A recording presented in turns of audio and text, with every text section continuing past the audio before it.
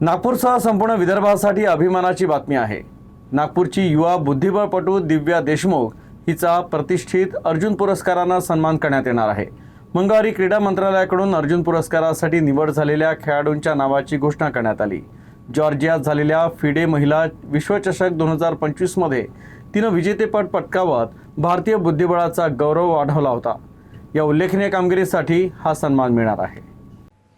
नागपूरची युवा आणि प्रतिभावान बुद्धिबळपटू दिव्या देशमुख हिनं पुन्हा एकदा आपल्या देशाचा नाव लौकिक वाढवला आहे। क्रीडा मंत्रालयाने मंगळवारी अर्जुन पुरस्कारासाठी निवड झालेल्या खेळाडूंच्या नावांची घोषणा केली।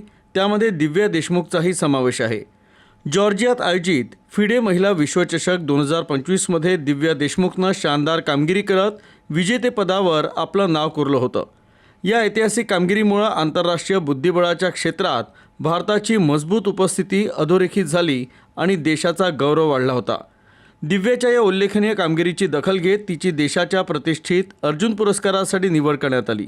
दिव्याच्या या सन्मानामुळे नागपूरसह संपूर्ण महाराष्ट्रात आनंद आणि अभिमानाचं वातावरण निर्माण झालंय। तिची प्रतिभा, मेहनत आणि बुद्धिबळातील शानदार कामगिरीला अर्जुन पुरस्काराच्या रूपानं मोठी ओळख मिळणार आहे।